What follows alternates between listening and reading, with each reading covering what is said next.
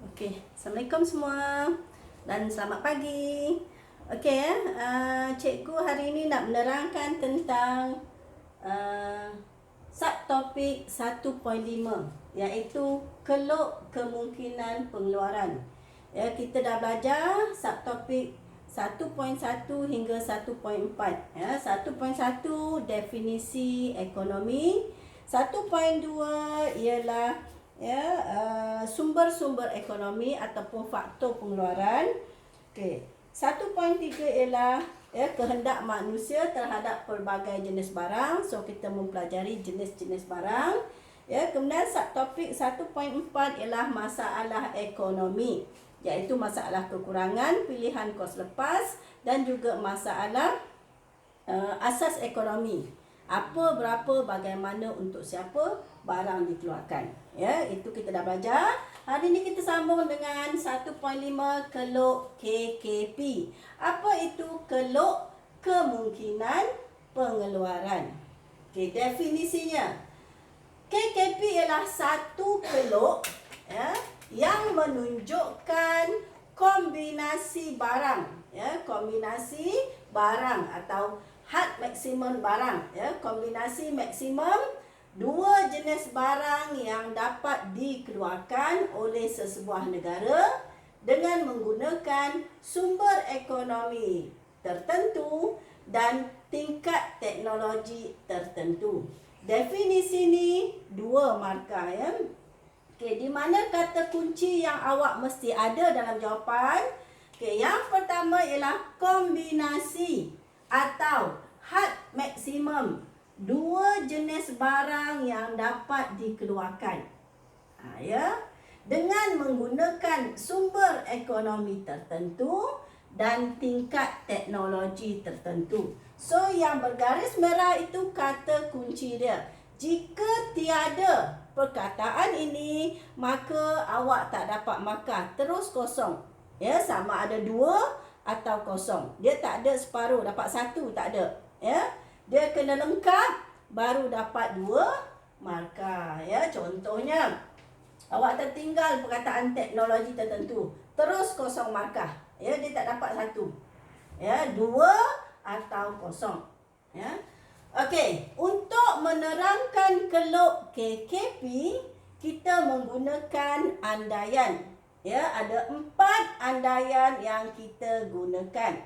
Okey, yang pertama, ekonomi telah mencapai guna tenaga penuh. Dalam ekonomi, kalau kita sebut perkataan ekonomi, itu maksudnya negara. Negara telah mencapai guna tenaga penuh, atau biasa kita guna GTP, guna tenaga penuh. Negara telah mencapai guna tenaga penuh. Apa maksud guna tenaga penuh? Apa maksud guna tenaga penuh?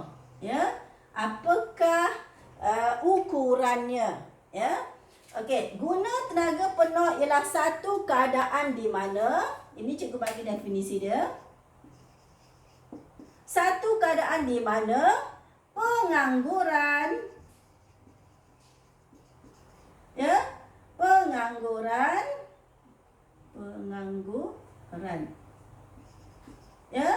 kurang daripada 4%.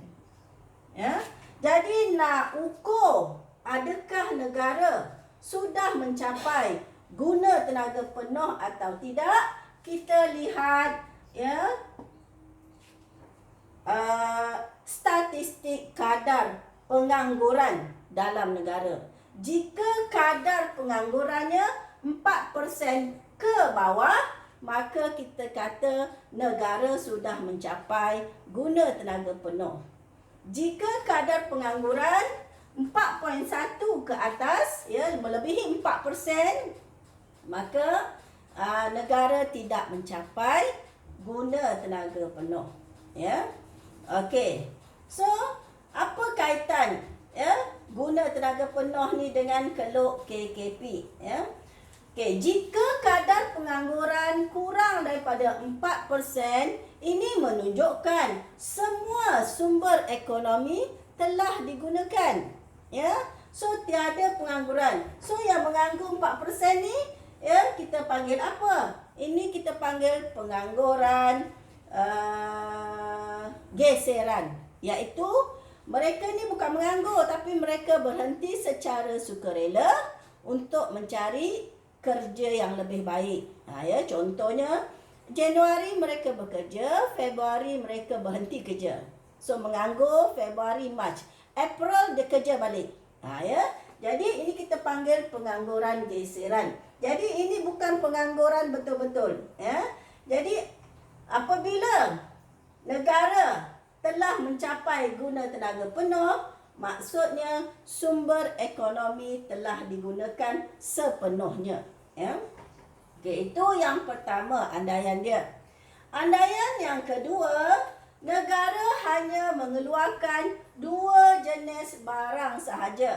Ya, contohnya Malaysia, kita andaikan negara Malaysia hanya mengeluarkan 2 jenis barang sahaja. Contohnya pakaian dengan makanan. Contohlah, ya. Okey. Padahal realiti sebenarnya negara kita keluarkan banyak barang. Barang-barang sektor utama, barang-barang sektor kedua, barang-barang sektor ketiga. Ada banyak barang kita keluarkan.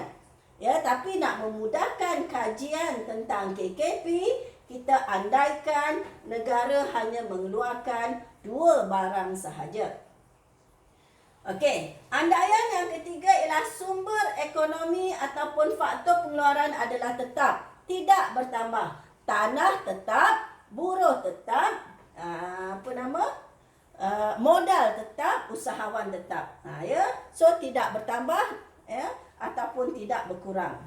Yang keempat ialah teknologi tetap. Kita andaikan negara hanya mempunyai teknologi tertentu saja. Teknologi itu tidak bertambah, ya. Okey, so kita andaikan teknologi tetap. Jadi definisi dan andaian, ya, definisi 2 markah, andaian ini 2 markah. Ya. So 2 andaian 1 markah, 2 andaian 1 markah.